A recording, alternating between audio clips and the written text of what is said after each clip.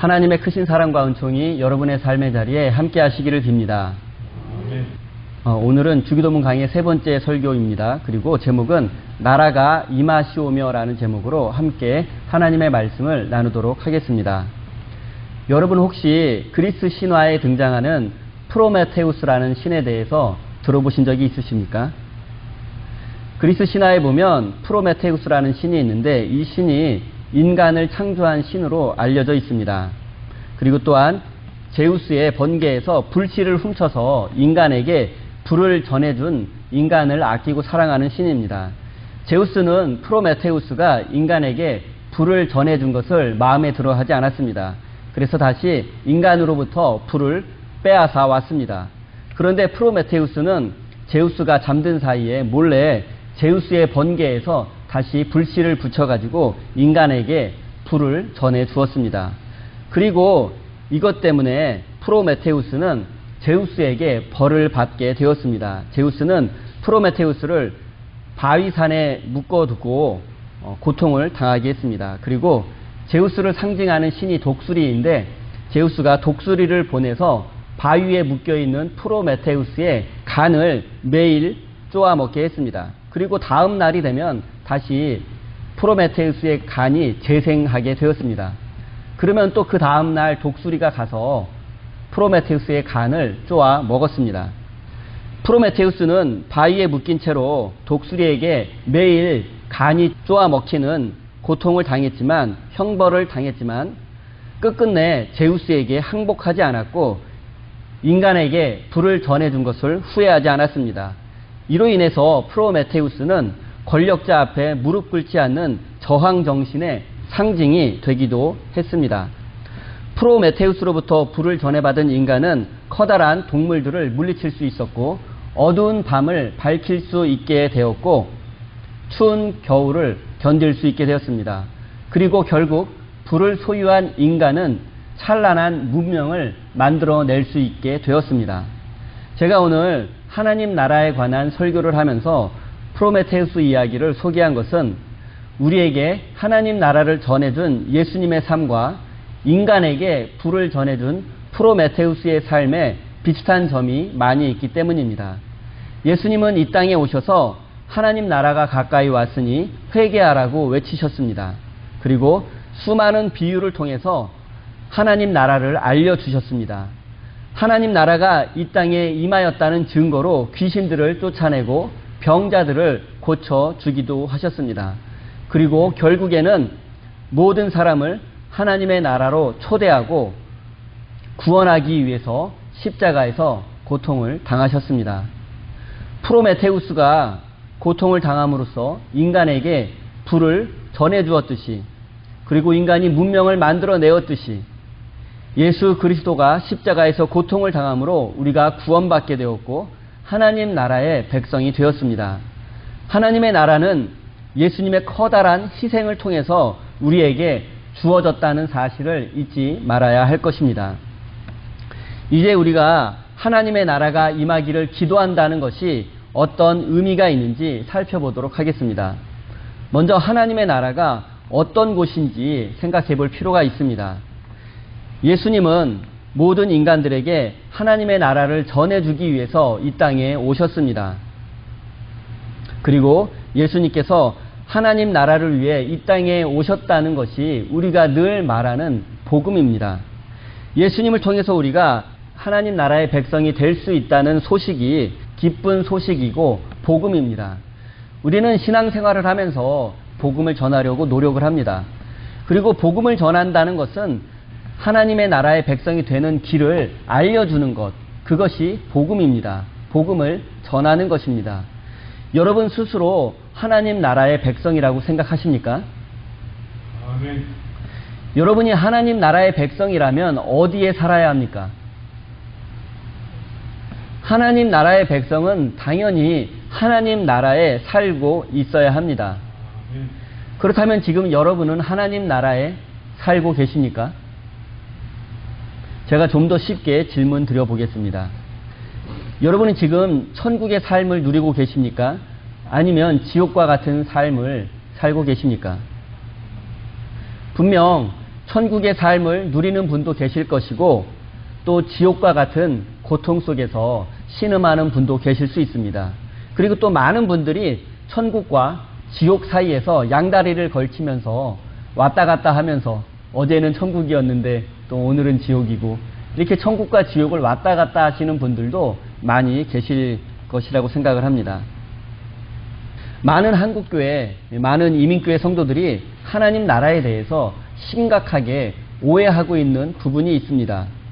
그것은 언제 하나님 나라에 갈 수 있는가라는 질문과 관련되어 있습니다. 많은 성도들이 하나님의 나라를 이 세상에서 생명이 다한 후에 갈 수 있는 어떤 공간이라고 생각을 하는 것 같습니다. 물론 예수님을 향한 진실한 믿음이 있는 사람은 죽은 후에 반드시 천국에 가게 될 것입니다. 하지만 죽은 후에 가는 천국만 있는 것이 아닙니다.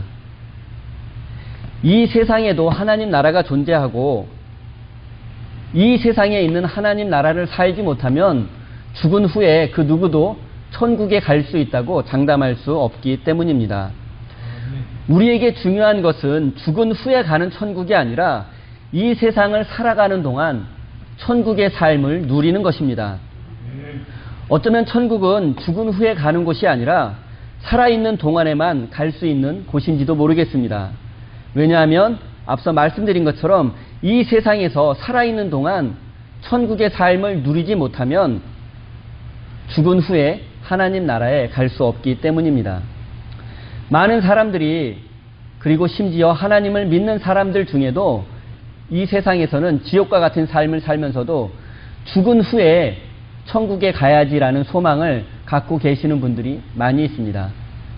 하나님을 믿고는 있지만 현실의 삶의 문제로 고통을 겪으며 죽지 못해 사는 분들이 많이 있습니다. 죽지 못해 사는 분들이 세상에만 있는 게 아니라 조금만 우리가 관심을 갖고 보면 교회 안에도 얼마든지 죽지 못해 사는 분이 있을 수도 있습니다. 그리고 이런 분들에게 유일한 소망은 죽은 후에 천국에 가는 것입니다. 현실에서는 죽지 못해 사는 분들, 이런 분들에게 유일한 소망은 죽은 후에라도 천국에서 한번 살아보는 것입니다.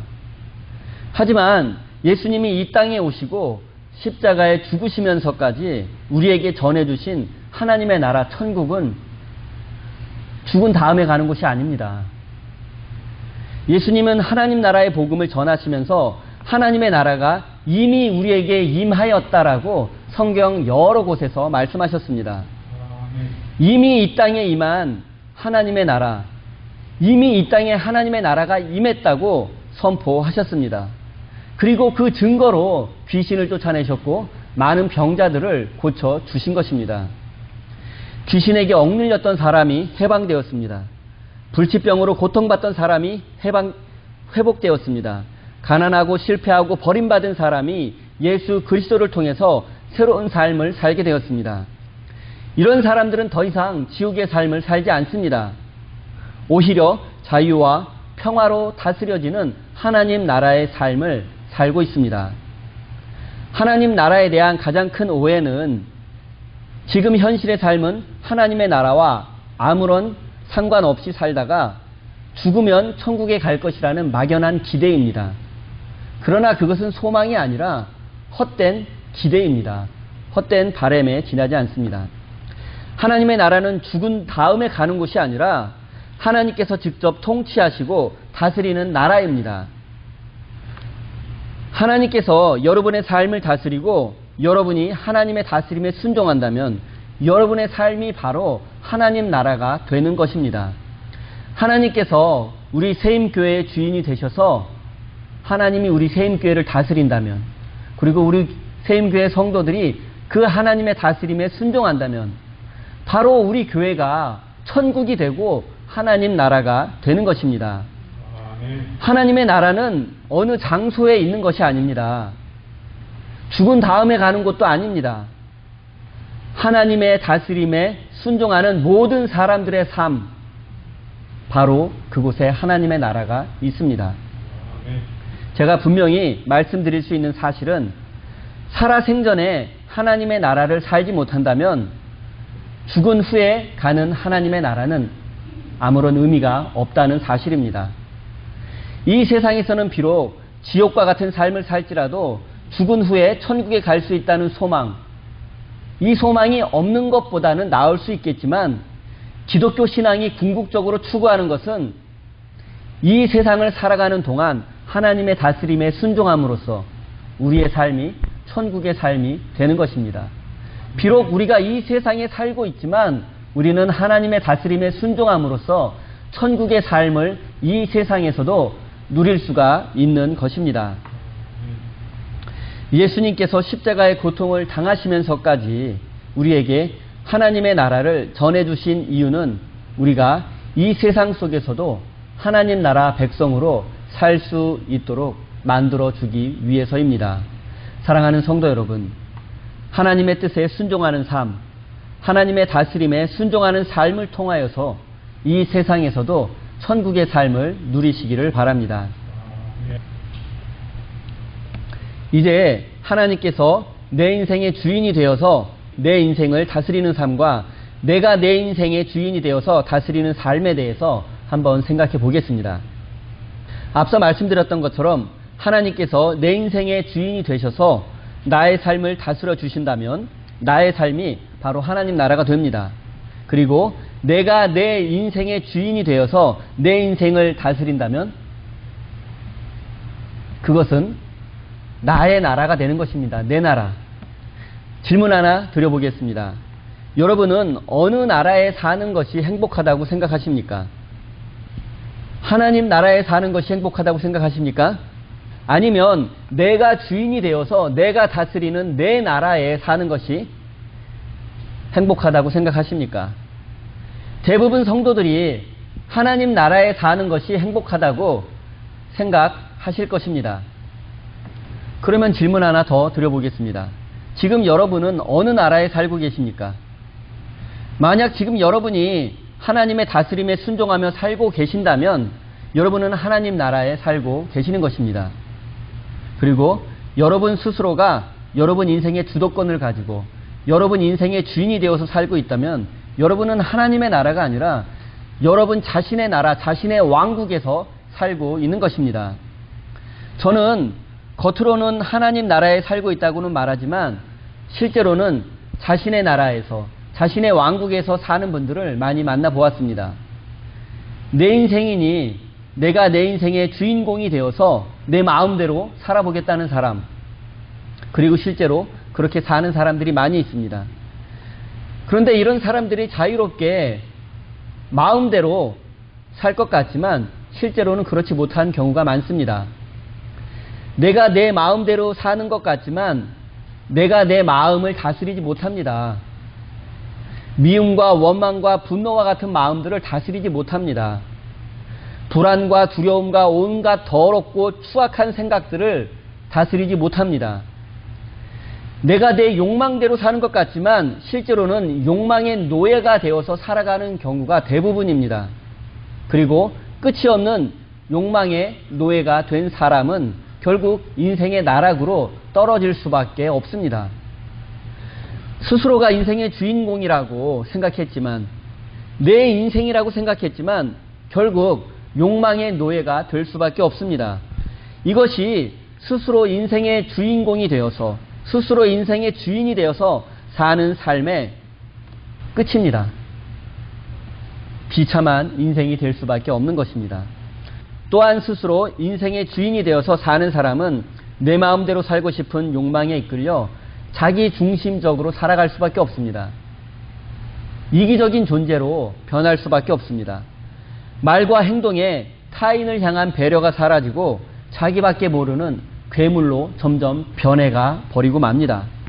그리고 이렇게 자기밖에 모르는 사람들이 만나서 눈에 콩깍지가 씌어서 사랑하게 되고 결혼하게 되면 여러분 그곳이 바로 지옥이 임하게 되는 것입니다. 사랑하는 성도 여러분, 내가 내 인생을 잘 다스리고 통제할 수 있는 유일한 길은 하나님의 다스림에 순종하는 길밖에 없습니다. 하나님께 우리 자신을 내어 맡기는 것입니다. 하나님께서 우리 인생의 주인이 되셔서 우리의 삶을 다스려 주실 때 우리는 비로소 참된 자유와 행복을 누릴 수 있습니다. 그리고 하나님 나라의 백성이 될 수 있습니다. 여러분의 인생을 잘 다스리고 싶다면 먼저 하나님의 다스림에 순종하는 사람이 되시기를 바랍니다. 그래서 하나님의 나라를 누리시는 복된 인생이 되시기를 바랍니다. 이제 구체적으로 이 땅에서 하나님의 통치에 순종하며 하늘나라의 백성으로 사는 것이 무엇인지, 어떻게 하나님 나라 백성으로 살 수 있는지 생각해 보겠습니다. 예전에 서울시장을 지내셨던 한 분의 이야기를 잠시 소개하겠습니다. 이분이 서울시장으로 재직할 당시에 서울시장 자격으로 대형 기독교 모임에 참석한 적이 있습니다. 그래서 공개적으로 서울시를 하나님께 바친다라는 발언을 한 적이 있습니다. 얼핏 들으면 굉장히 믿음이 좋으신 분 같고 대단한 신앙 고백이라고 생각할 수도 있습니다. 하지만 조금 더 깊이 생각해 보면 이 발언은 전혀 신앙적이지도 않을 뿐더러 논란을 야기할 수 있는 매우 부적절한 발언입니다. 일단 하나님께 무언가 소중한 것을 바치고 싶다면 정직한 방법으로 얻은 내 것을 하나님께 바쳐야 합니다. 그런데 서울시는 서울시장의 것이 아니라 서울시민의 것이고 또 실체가 모호한 개념이기도 합니다. 아무리 서울시장이라고 해도 서울시를 하나님께 드릴 수도 없고 드려서도 안 됩니다. 그럴 자격이 없습니다. 왜 서울시민의 것을 서울시민의 동의도 없이 하나님께 드립니까? 정말로 하나님께 소중한 것을 바치고 싶다면 자신이 아끼는 것, 내 소유를 하나님 앞에 드려야 합니다.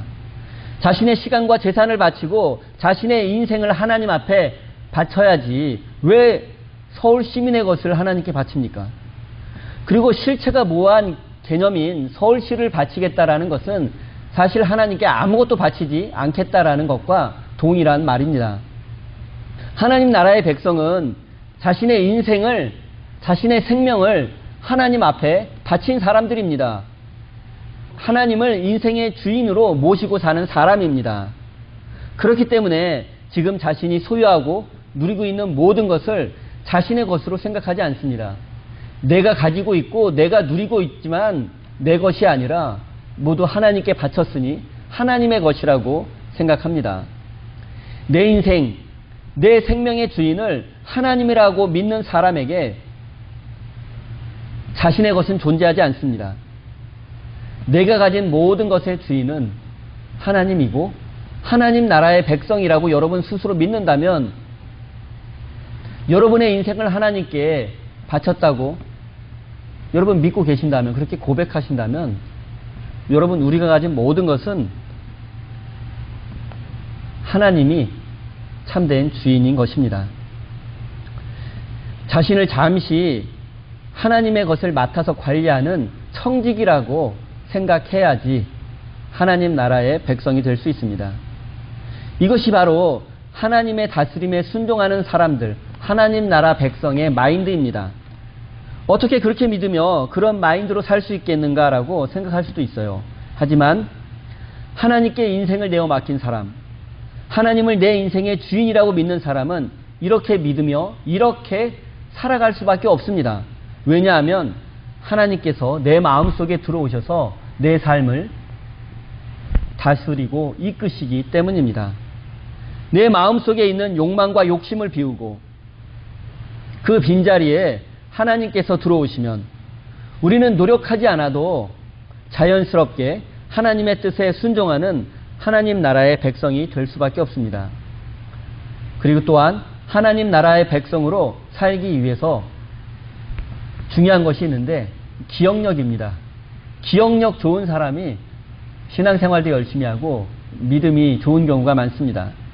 하나님께서 내 인생 가운데 베풀어 주셨던 은혜를 잊지 않고 기억하는 사람, 나를 지켜주시고 돌봐주셨던 하나님, 그 모든 순간들을 잊지 않고 기억하는 사람, 그 사람은 하나님께서도 앞으로의 내 인생을 지켜주실 것이라고 굳게 믿을 수 있기 때문입니다. 그렇기에 하나님의 은혜를 늘 기억하는 사람은 더 이상 불안과 두려움에 시달리지 않습니다. 그리고 삶 속에서 늘 감사와 기쁨이 넘쳐나게 됩니다. 이렇게 하나님의 은혜를 기억하는 사람의 삶에는 하나님의 능력이 나타나게 되고 하나님 나라의 백성답게 살 수 있는 힘을 공급받을 수 있습니다. 사랑하는 성도 여러분, 하나님 나라 백성으로 사는 삶은 우리의 결단과 노력으로 되는 것이 아닙니다. 오직 하나님께서 우리의 마음속에 들어오셔야만 가능한 것입니다. 그리고 하나님께서 베풀어 주신 은혜를 날마다 기억해야 합니다. 그러면 자연스럽게 이 땅에서 하나님 나라의 거룩한 백성으로 살 수 있게 되는 것입니다. 이제 이 땅에서 하나님 나라를 경험할 수 있는 가장 확실한 방법을 알려드리겠습니다. 그것은 바로 예배입니다. 우리는 예배를 통해서 하나님의 음성을 들을 수 있고 하나님을 만날 수 있습니다.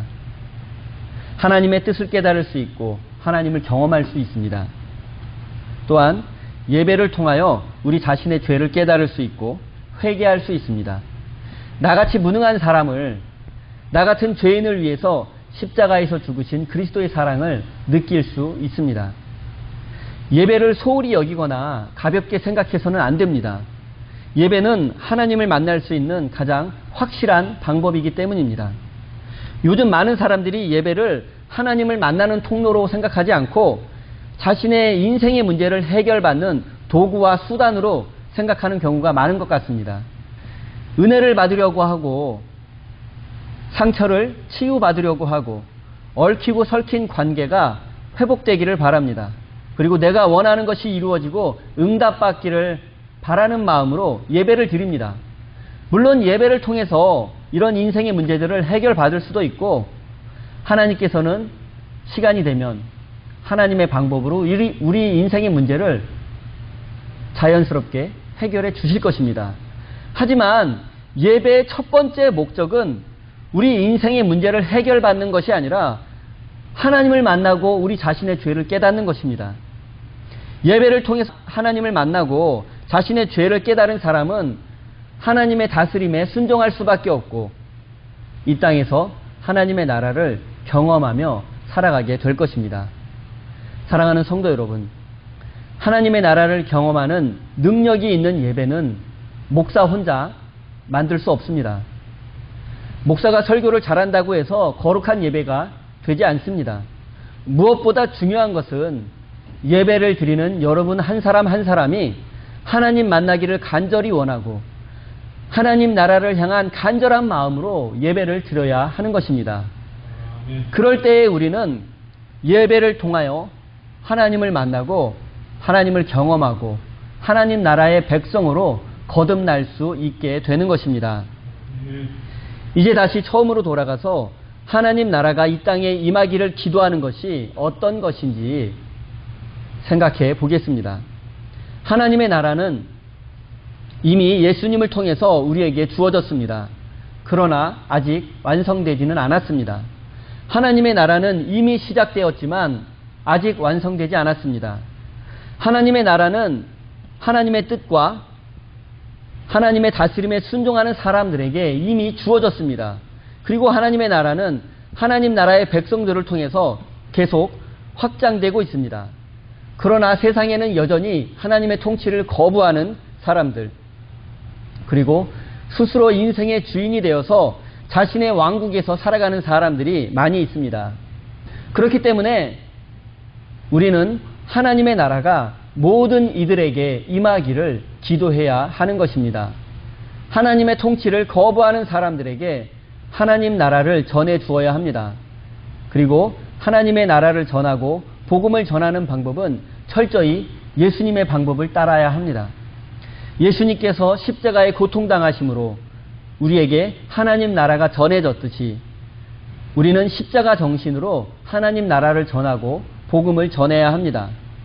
십자군 전쟁이나 제국주의적 선교 방식과 같이 무력을 동반한 파괴적인 방법으로는 절대 하나님 나라를 전할 수 없습니다. 하나님의 나라는 이미 시작되었습니다. 그러나 아직 완성되지 않았습니다. 그리고 우리는 이 미완성의 시대를 살아가고 있습니다. 우리는 하나님 나라의 확장을 위해서 헌신하며 또한 예수님께서 다시 오셔서 하나님 나라가 완성되기를 기도해야 합니다. 하나님 나라의 확장과 완성을 위해서 우리가 할 수 있는 것들이 무엇인지 생각해 보겠습니다. 디모데후서 1장 8절 복음과 함께 고난을 받으라. 사도행전 14장 22절 우리가 하나님 나라에 들어가려면 많은 환난을 겪어야 한다. 데살로니가 후서 1장 5절 그 나라를 위하여 너희가 또한 고난을 받느니라. 빌립보서 1장 27절 오직 너희는 그리스도의 복음에 합당하게 생활하라. 디모데후서 3장 12절 그리스도 예수 안에 경건하게 살려고 하는 사람은 모두 박해를 받게 될 것이다. 우리는 화려한 인생을 살고 싶어하고 성공한 인생이 되기를 원합니다. 그리고 하나님에게 화려한 인생, 성공적인 삶을 살게 해달라고 기도합니다. 하지만 하나님께서 우리에게 원하시는 삶은 고난과 함께 복음도 마다하지 않는 삶입니다. 하나님께서 우리에게 원하시는 삶은 화려한 삶이 아니라 거룩한 삶이고 십자가를 등에 지고 가는 삶입니다. 여러분 한번 생각해 보십시오. 여러분의 뜻이 이루어지는 게 중요합니까? 아니면 하나님의 뜻이 이루어지는 게 중요합니까? 여러분이 원하고 바라는 것들을 기도하고 그것이 이루어지기를 믿는 것, 그리고 기도하는 것도 훌륭한 믿음입니다. 하지만 참된 믿음은 하나님의 뜻이 이루어지기를 믿고 하나님의 뜻에 순종하는 것입니다. 사랑하는 성도 여러분, 예수님은 주기도를 통해서 우리에게 이 땅에 하나님 나라가 임하기를 위해서 기도하라고 말씀하셨습니다. 이제 잠시 우리가 원하는 것들, 필요로 하는 것들, 우리의 사적인 기도 제목들을 잠시 내려놓고 이제 오직 하나님의 나라가 이 땅에 임하고 세상 모든 사람들이 하나님의 통치를 받아들이고 하나님의 나라 백성이 되기를 위해서 기도해야 합니다. 하나님 나라가 임하기를 기도하는 사람은 아무것도 하지 않으며 그저 기도만 하며 기다리는 사람이 아닙니다. 행동하고 실천하는 사람입니다. 프로메테우스가 인간에게 불을 전해주기 위해서 고통을 감내했듯이 예수님께서 우리에게 하나님 나라를 전해주기 위해서 십자가의 고통을 감내했듯이 우리 역시 하나님의 나라 확장을 위해서 수고하고 헌신하는 사람이 되어야 할 것입니다. 사랑하는 우리 세임교회 성도 여러분, 여러분의 기도와 거룩한 삶을 통하여 하나님의 나라가 확장되기를 바랍니다. 그리고 이 땅에서도 하나님의 나라의 삶을 누리는 복된 인생이 되시기를 예수님의 이름으로 축원드립니다. 기도하겠습니다. 하나님, 우리는 하나님의 나라가 임하기를 기도하고 있었지만 실제로는 내가 내 인생의 주인이 되어서 나의 삶을 다스리는 나의 왕국 속에서 살고 있지는 않은지 우리의 삶을 되돌아봅니다. 하나님, 우리가 드리는 예배를 통해서 하나님을 만나고 경험하는 거룩한 예배가 되게 하여 주시고 천국을 경험하고 누리는 예배가 되게 하여 주시옵소서. 우리가 죽은 후에 가는 천국도 중요하지만 이 세상에서 살아가는 동안에도 천국의 삶을 누리게 하여 주시옵소서. 또한 이 천국의 삶을 모든 사람에게 전하고 나누어 주는 믿음의 삶을 살 수 있도록 도와주시고 온유와 겸손함으로 옷을 입고 십자가의 방법으로 하나님 나라의 복음을 전하는 삶이 되게 하여 주시옵소서. 하나님, 사랑하는 주의 백성들이 땀 흘려 수고하여 얻은 소중한 예물을 올려드립니다. 기쁨과 감사함으로 드리는 이 예물을 통하여 죽어가는 영혼들이 살아나며 하나님의 나라가 확장되는 귀한 사역에 사용되게 하여 주시옵소서. 또한 지금 내가 소유하고 누리고 있는 모든 것의 참된 주인은 하나님이시며 우리는 하나님의 것을 잠시 맡아 관리하는 청지기임을 잊지 않게 도와주시옵소서. 하나님, 사랑하는 주의 백성들의 건강과 안전을 지켜주시고 우리 모두의 삶 속에서 하나님께서 주시는 기쁨과 평화가 가득하게 하여 주시옵소서. 예수님의 이름으로 기도드립니다. 아멘.